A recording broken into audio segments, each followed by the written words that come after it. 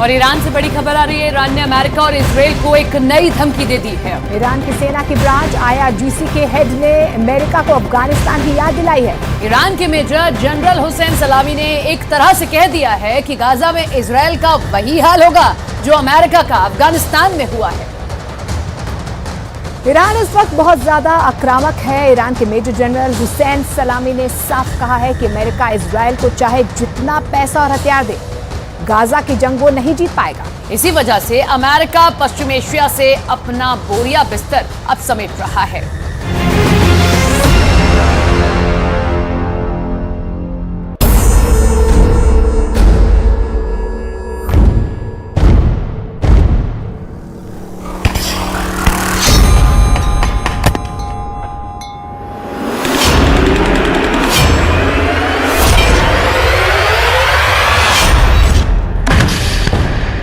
Iran के war game का पूरा प्लान सामने आ गया है।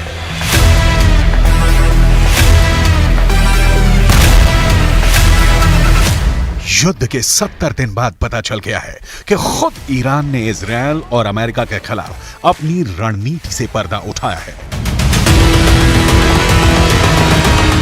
ईरान ने बता दिया है कि उसका अगला वार क्या होगा, कहां होगा और कब होगा। ईरान ये तो पहले ही कह चुका है कि पश्चिम एशिया में बहुत बड़ा धमाका होने वाला है। ऐसा धमाका जो कयामत ला देगा, जो सब कुछ मिट्टी में मिला देगा, जिसे ना इजराइल रोक पाएगा ना अमेरिका।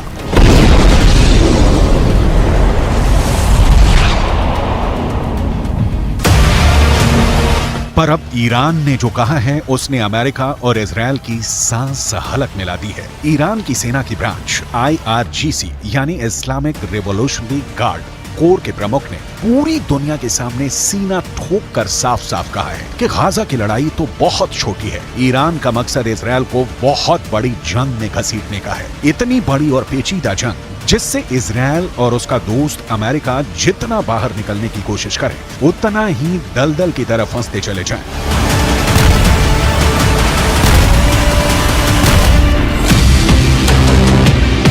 ईरान के इस वॉर गेम में तो गाजा बस एक शुरुआती पॉइंट है। ईरान की साजिशों का जाल गाजा से शुरू होकर इजराइल के पड़ोसी देशों लेबनान, सीरिया, इराक और इजराइल के दक्षिण में मीलों दूर बसे यमन तक फैला हुआ है। ईरान गाजा में तो हमास के पीछे खड़ा ही है। वो लेबनान में चरमपंथी संगठन हिजबुल्लाह से भी इजराइल पर हमला करवा रहा है। और इजराइल के दूसरे पड़ोसी देश सीरिया में तो खुद ईरान मौजूद है। उसने वहां से इजराइल को घेर रखा है। सीरिया और इजराइल के बीच भी आए दिन हवाई हमलों की खबरें आ रही हैं। और कुछ वक्त पहले इस लड़ाई में ताजा एंट्री हुई है यमन के हूथी विद्रोहियों की। अमेरिका ने अपने एयरक्राफ्ट कैरियर, लड़ाकू विमान और मिसाइल डिफेंस सिस्टम पश्चिम एशिया में तैनात किए, तो ईरान ने यमन में अपने समर्थन वाले हूथी विद्रोहियों को इजराइल के पीछे छोड़ दिया। हूथी विद्रोही फिलिस्तीनियों का साथ देने के नाम पर इजराइल पर मिसाइल छोड़े जा रहे हैं। हूथी विद्रोहियों ने तो यमन के बगल में मौजूद लाल सागर को भी जंग का अखाड़ा बना दिया है। वो वहां से गुजरने वाले हर जहाज पर हमले कर रहे हैं।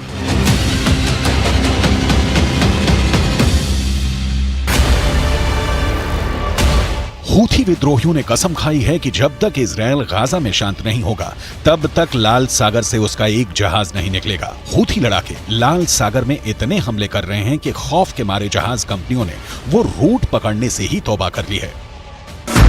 इस वजह से एशिया से यूरोप और यूरोप से एशिया जाने वाले पानी के जहाजों को पूरे के पूरे अफ्रीकी महाद्वीप का लंबा चौड़ा चक्कर लगाना पड़ रहा है, जिससे सफर महंगा हो रहा है और पूरी दुनिया पर उसका असर पड़ने लगा है। इसलिए अमेरिका और ब्रिटेन जैसे उसके दोस्तों को लाल सागर की पहरेदारी करनी पड़ रही है। हूथी विद्रोहियों से लड़ने के लिए उन्हें अपने जंगी जहाज समंदर में उतारने पड़े हैं। और एक दिन पहले तो हूथी विद्रोहियों ने ड्रोन से ऐसे ताबड़तोड़ हमले किए कि अमेरिका और ब्रिटेन ने लाल सागर में 15 ड्रोन मार गिराए।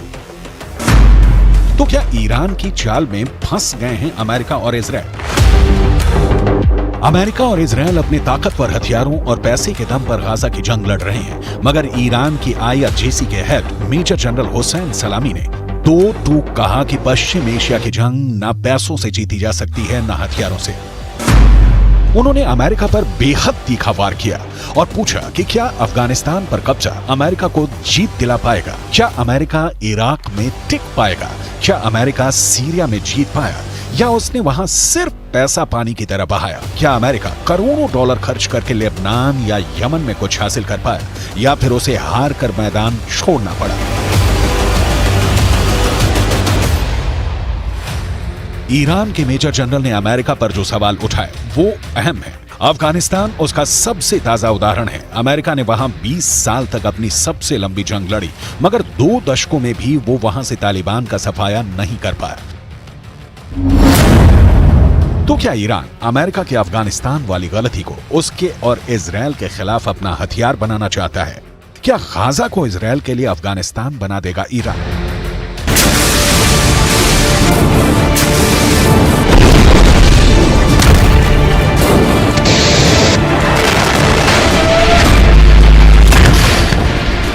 क्या ईरान इजरायल का वही हश्र करने वाला है जो इराक, अफगानिस्तान और सीरिया में अमेरिका का हुआ?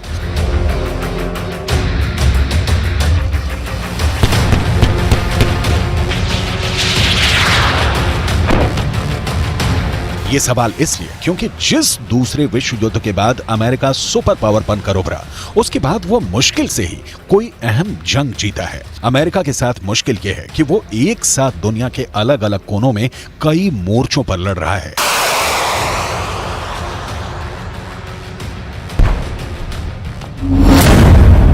गाजा की जंग में इजरायल का साथ देकर वो वहां फंस गया है। उसके पड़ोसी सीरिया में अमेरिका आतंकी संगठन ISIS के खात्मे में लगा है। इराक में भी उसका मकसद यही है।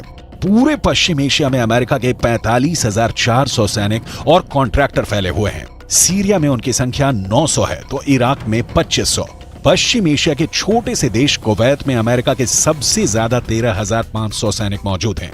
अमेरिका 1991 से ही वहां है। वहीं बहरीन में 9,000, कतर में 8,000, UAE में 3500, ओमान में 200।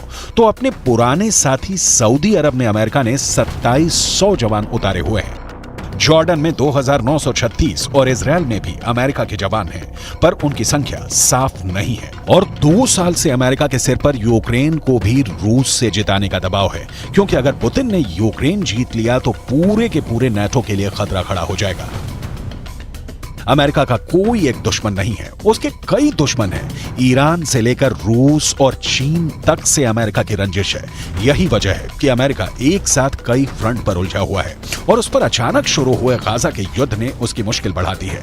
अमेरिका के पास भले ही ताकतवर सेना है, एक से बढ़कर एक घातक हथियार है, परमाणु बम तक है, मगर जंग लड़ने के लिए जो वक्त चाहिए बस वो ही अमेरिका के पास नहीं है। पर हमास के पास वक्त ही वक्त है। उसके लिए ये जीने मरने का सवाल है। उसे बस लड़ना है, फिर चाहे जंग बरसों तक चले। 2 महीने तो बीत ही चुके हैं, लेकिन अमेरिका को जल्द से जल्द गाजा से निकलकर दूसरी जगह अपने दुश्मन का काम तमाम करने जाना है। इसी वजह से कुछ दिनों से अमेरिका और इजरायल की मीडिया में खबर चल रही है कि अमेरिका ने इजरायल को इस महीने के आखिरी तक जंग खत्म करने की डेडलाइन दे दी है। अमेरिका के इस कमजोरी से ईरान अच्छी तरह वाकिफ है और इसी बात का फायदा उठाकर वो गाजा में अमेरिका को फंसाना चाहता है।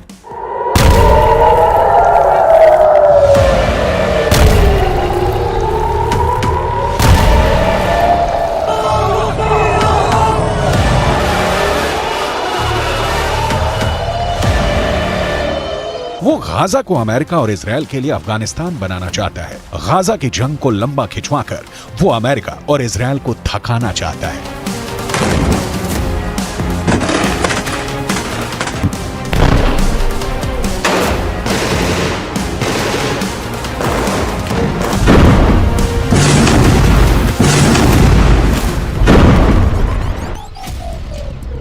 ईरान के पीछे रूस और चीन जैसे अमेरिका के जानी दुश्मन भी खड़े हैं, जिनके पास परमाणु हथियारों का जखीरा है। रूस के पास दुनिया में सबसे ज्यादा परमाणु बम है। उसके परमाणु बमों की संख्या 5,889 है। यह आंकड़ा अमेरिका के परमाणु हथियारों से भी ज्यादा है। अमेरिका के पास 5,224 परमाणु बम है और उसके साथ ही इजरायल के पास महज 90। वहीं रूस के साथ ही चीन के पास 410 परमाणु बम है और संयुक्त राष्ट्र की न्यूक्लियर एजेंसी IAEA आशंका जता चुकी है कि ईरान इतना यूरेनियम जुटा चुका है कि सिर्फ 12 दिन में परमाणु बम बना सकता है।